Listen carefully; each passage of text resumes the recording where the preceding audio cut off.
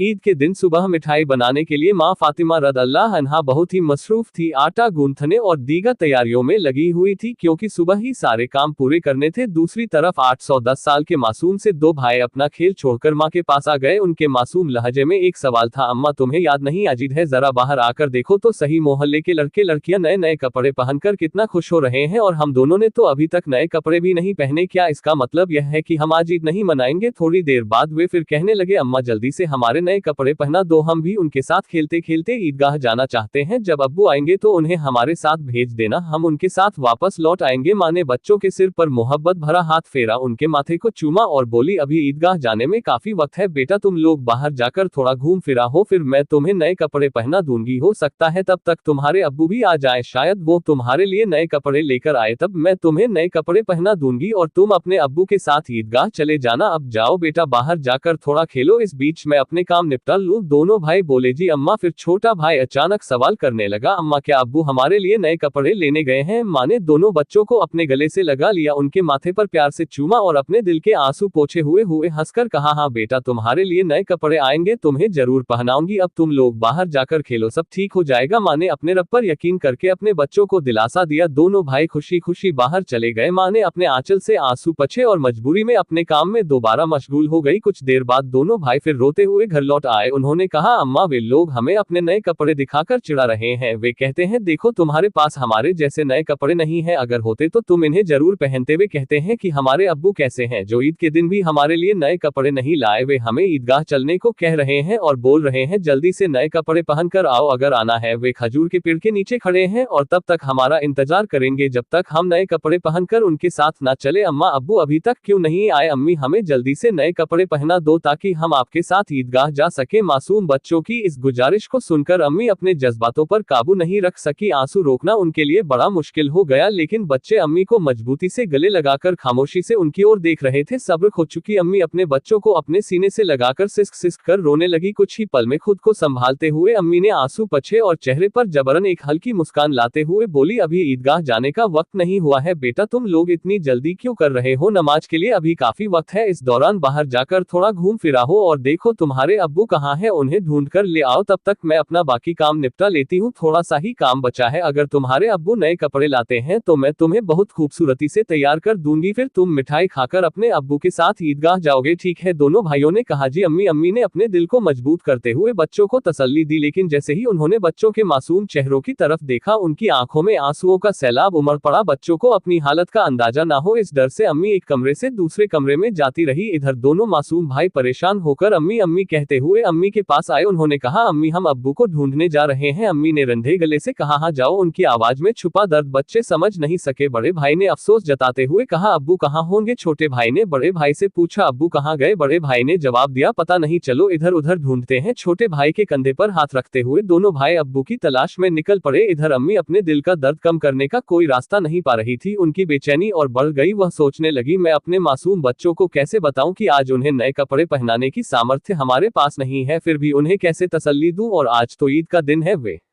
मेरी बात क्यों मानेंगे? या अल्लाह, तुम्हारे अलावा कोई सहारा नहीं। ईद के लिए जो मिठाई बनाई है वह भी कई दिनों तक थोड़ा थोड़ा गेहूं बचाकर तैयार की है, उसी से हलवा और रोटी बनाई है, लेकिन नए कपड़े कहां से लाऊं? या अल्लाह, ये बोझ क्यों डाल दिया इस अम्मी के सिर पर? तुम तो सबकी हालत जानते हो, मैं इन मासूम बच्चों को कैसे समझाऊं? या अल्लाह, तुम रहमदिल और सर्वशक्तिमान हो, झूठ बोलना गुनाह है, ये जानते हुए भी मैं अपने बच्चों को झूठे दिलासे और उम्मीद देकर बहला रही हूँ, लेकिन अब मैं क्या करूँ? ये तो बता दो हे अल्लाह, तुम मुझे रास्ता दिखाओ, तुम मेरे गरीब पति की हालत जानते हो, तुम गरीबों के हालात से वाकिफ हो, हे रहमान हे रहीम। ये कहते कहते माँ रसोई में चली गई और जोर जोर से चक्की चलाने लगी। चक्की के घूर घूर की आवाज के साथ उनके दिल का दर्द भी बाहर आने लगा। आंसू पहुंचते हुए भले ही मिठाई बनाने का काम तेजी से चल रहा था, लेकिन जैसे ही यह काम पूरा होने को आया एक और मुश्किल सामने खड़ी हो गई। तभी अम्मा अम्मा कहते हुए दो मासूम बच्चे हाफ हॉन्फ पे माँ के पास आकर खड़े हो गए। माँ ने कहा, बोलो बेटा क्या बात है? माँ ने अपनी इच्छाओं और आराम को हमेशा पति की गरीबी ब को देखकर दबा कर रखा था, वह थोड़े में ही खुश रहती रहती थी, लेकिन आज मासूम बच्चों की छोटी सी ख्वाहिश ने उनके धैर्य को तोड़ दिया। उन्होंने खुद को संभालते हुए बच्चों को गोद में उठा लिया, मुस्कुराने की कोशिश की, उनके माथे पर चुंबन किया और कहा, बोलो बेटा क्या कहना है। दोनों बच्चों ने हाथों से अपनी आंखें मसल शुरू कर दिया। ये देखकर छोटे भाई ने भी बड़े भाई की नकल कर ली। माँ ने कहा, देखो बेटा, तुम्हारे अब्बा सही समय पर आ जाएंगे। मैं देखो यहाँ तुम्हारे लिए मिठाई बना रही हूँ, तुम मिठाई खाकर ईदगाह जाना, थोड़ा सब्र करो, बस थोड़ी ही देर। और उन्होंने बच्चों को सीने से लगा लिया, उन्हें प्यार से समझाया और कहा, थोड़ा इंतजार करो बेटा, मिठाई अभी तैयार हो जाएगी। छोटे भाई ने आंखें मसलते हुए अचानक पूछा, लेकिन हमारे नए कपड़े अम्मा। ये सुनते ही माँ चौंक गई, जल्दी से बोली, अरे बेटा ऐसा करते हैं, तुम लोग जाकर पहले नहाओ, अभी तक नहाए भी नहीं हो। दोनों भाइयों ने एक साथ कहा, नहीं अम्मा, अभी तक नहीं नहाए। माँ के लिए मासूम बच्चों से छल करना बहुत दर्दनाक था, उनका दिल अंदर ही अंदर जल रहा था, लेकिन उन्होंने हंसते हुए कहा, बेटा बिना नहाए क्या कोई ईदगाह जाता है, जाओ जल्दी से नहाओ, फिर सब तैयार हो जाएगा। दोनों भाइयों ने कहा, ठीक है अम्मा, हम अभी जाकर नहा लेते हैं, आप सब कुछ तैयार रखना, हम जल्दी से आ जाते हैं। दोनों खुशी खुशी नाचते हुए बाहर निकल गए। माँ ने दुआ की, जाओ बेटा, अल्लाह हाफिज। बच्चे तो चले गए, लेकिन माँ के दिल में चिंता और गहरी हो गई, उनका दिल जैसे एक अथाह सागर में डूब रहा था। माँ सोचने लगी, जब वे वापस आएंगे और कहेंगे, हमें नए कपड़े पहनाओ, हम ईदगाह जाएंगे, तब मैं क्या करूंगी। माँ का मन अब और नहीं संभल सका, उनकी आंखों से आंसू फूट पड़े। उन्होंने सजदे में गिरकर अल्लाह से दुआ की, हे अल्लाह, तुम ही मेरा सहारा हो, तुम इस बेबस माँ की मदद करो, तुम मुझे इस स्थिति से बाहर निकालो। लो हे अल्लाह, तुम्हारे अलावा मेरा कोई नहीं है, मुझे राहत दो, इस स्थिति से मुक्ति दो। इसके बाद माँ किसी उन्मादी की तरह बोलने लगी, हे अल्लाह, तुम तो बच्चों की माँ का दिल समझते हो। 3 बार इन मासूम नासमझ बच्चों को बहला फुसलाकर मैंने किसी तरह संभाल लिया, लेकिन अब क्या करूं, अब क्या कहूं, तुम ही मुझे रास्ता दिखाओ, हे अल्लाह, तुम ही मुझे सहारा दो, तुम सर्वशक्तिमान हो, तुम सब कर सकते हो। फिर उन्होंने जोर से चिल्लाते हुए कहा, तुम सब कर सकते हो अल्लाह, तुम सब कर सकते हो। उधर नहाने के बाद दोनों भाई खुशी खुशी हाथ में हाथ डाले घर की ओर चल पड़े। कुछ ही देर में दोनों भाई हंसते खेलते घर पहुंचे और जोर से आवाज देने लगे, अम्मा अम्मा, हम आ गए अम्मा। लेकिन माँ की ओर से कोई जवाब नहीं आया। छोटा भाई बड़ी मासूमियत से अपने बड़े भाई की ओर देखने लगा और पूछा, भैया माँ बोल क्यों नहीं रही है, क्या माँ सो रही है। बड़ा भाई छोटे भाई को अपनी बाहों में लेकर उसे दिलासा देने लगा, रुको मैं देखता हूँ। जैसे ही बड़ा भाई माँ को जगाने के लिए हाथ बढ़ाने वाला था, उसी समय दरवाजे पर जोर से खटखटाने की आवाज आई। बड़े भाई ने डरते हुए पूछा, कौन है बाहर। बाहर से कोई जवाब नहीं आया। दोनों भाई चकित होकर एक दूसरे की ओर देखने लगे। छोटा भाई डर के मारे बड़े भाई से चिपक गया। तभी फिर से दरवाजे पर जोर से खटखटाने की आवाज हुई। डर और घबराहट से दोनों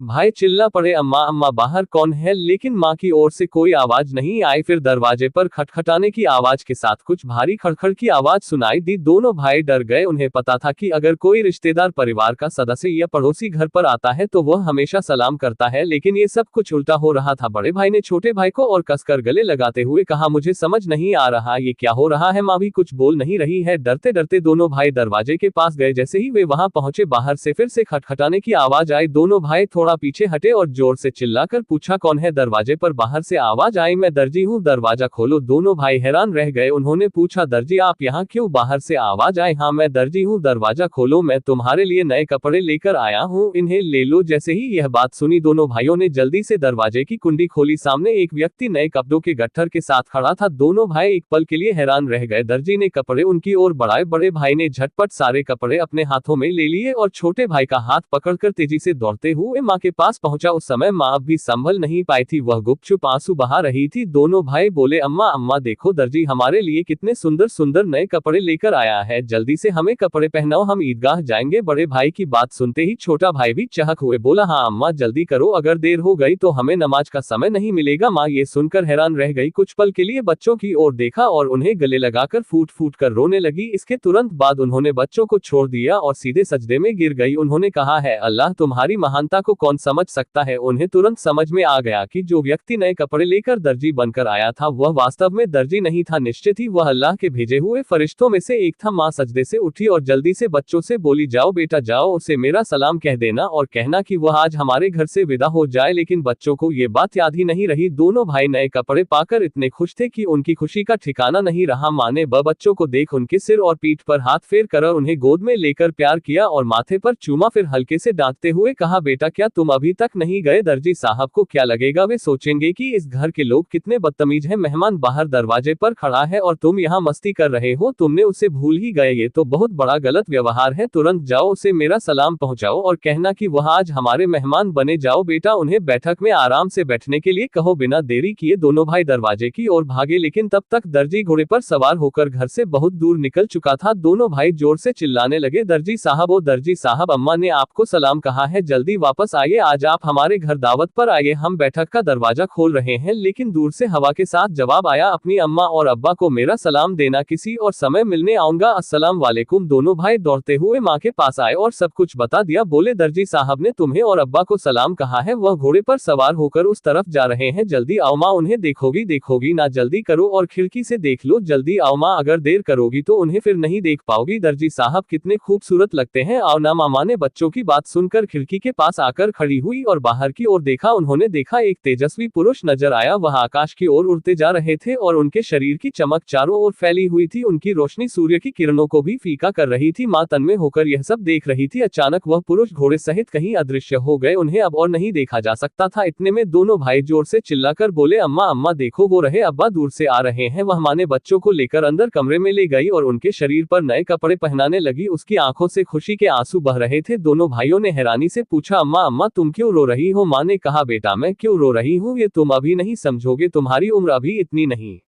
हुई है, लेकिन आज से यह बात याद रखना, एक पल के लिए भी अल्लाह ताला को भूलना मत। अल्लाह को हमेशा याद रखना। जो हमेशा अल्लाह को याद रखता है वह कभी भी मुसीबत में नहीं पड़ेगा। अगर तुम इस छोटी सी बात को हमेशा अपने दिल में बसा लोगे और जिंदगी भर अल्लाह को नहीं भूलोगे तो देखोगे कि अल्लाह हमेशा तुम्हारी मदद करेगा। वादव कभी तुम्हें कठिनाइयों में नहीं डालेगा। माँ अपने बच्चों को यही नसीहत दे रही थी और साथ ही उन्हें नए कपड़े पहना रही थी। जब बच्चों को सजाने का काम पूरा हो गया तो माँ ने सुरमे का डिब्बा लाकर छोटे बेटे की आंखों में सुरमा लगाया। बड़े बेटे की आंखों में सुरमा लगाते ही दरवाजे के बाहर से आवाज आए, अस्सलाम अलैकुम या फातिमा जहरा। अंदर से हजरत फातिमा रजी अल्लाह ताला अन्हा ने जवाब दिया, वालेकुम अस्सलाम या अली करीम उल्लाह। छोटा बेटा दौड़कर बाहर गया और चिल्लाने लगा, अब्बा आ गए, अब्बा आ गए। बड़ा बेटा बाहर जाने ही वाला था लेकिन माँ ने उसे रोक लिया क्योंकि उसकी आंखों में सुरमा लगाना बाकी था। माँ थोड़ी गुस्से में बोली, बैठो बैठो, पहले सुरमा लग जाने दो। इस बीच छोटा भाई अपने अब्बा का हाथ पकड़कर अंदर ले आया। तब तक बड़े भाई की आंखों में सुरमा लगाया जा चुका था। दोनों बेटों को देखकर अब्बा हैरान हो गए और बोले, ये क्या, इतने सुंदर कपड़े ये कहां से आए? फिर दोनों भाइयों ने अपनी माँ और अब्बा को गले लगाकर खुशी जताई। हजरत फातिमा रजी अल्लाह ताला अन्हा ने बच्चों की आवाज शांत कराते हुए हजरत अली रजी अल्लाह ताला अन्हु सारी घटना सुनाई। हजरत अली रजी अल्लाह ताला अन्हु यह बात सुनी सजदे में गिर गए और बोले, हे अल्लाह, तुम्हारे लिए कुछ भी असंभव नहीं है। तुम महान हो, असीम हो, तुम दयालु और सर्वशक्तिमान हो। सजदे से उठकर उन्होंने हजरत फातिमा रजी अल्लाह ताला अन्हा से कहा, जो दर्जी बनकर बच्चों के लिए कपड़े लाए, क्या तुम उन्हें पहचानती हो? क्या तुमने जान लिया कि वह कौन थे? हजरत फातिमा रजी अल्लाह ताला अन्हा ने कहा, नहीं, लेकिन इतना निश्चित है कि वह अल्लाह के किसी भेजे हुए फरिश्ते थे, इसमें कोई शक नहीं, हालांकि यह मेरी अपनी धारणा है। हजरत अली रजी अल्लाह ताला अन्हो ने कहा, हाँ तुमने सही कहा, यह अल्लाह की महिमा है। वह हजरत जिब्राइल अलैहिस्सलाम थे। हजरत फातिमा रजी अल्लाह ताला अन्हा की जुबान से अचानक जोर से निकला, अल्लाहु अकबर। यह कहते हुए वह भी सजदे में गिर गई। उन्हें देखकर हजरत हसन और हजरत हुसैन रजी अल्लाह ताला अन्हुई और उनका हुबहू अनुसरण करते हुए सजदे में गिर गए। प्रिय दर्शकों, आशा है कि आपको यह वीडियो पसंद आया होगा। अगर अच्छा लगा हो तो इसे लाइक और शेयर करें ताकि अन्य मुस्लिम भाई बहन भी इसे जान सके और इस तरह की और वीडियो पाने के लिए हमारे चैनल को सब्सक्राइब करें। अस्सलाम वालेकुम।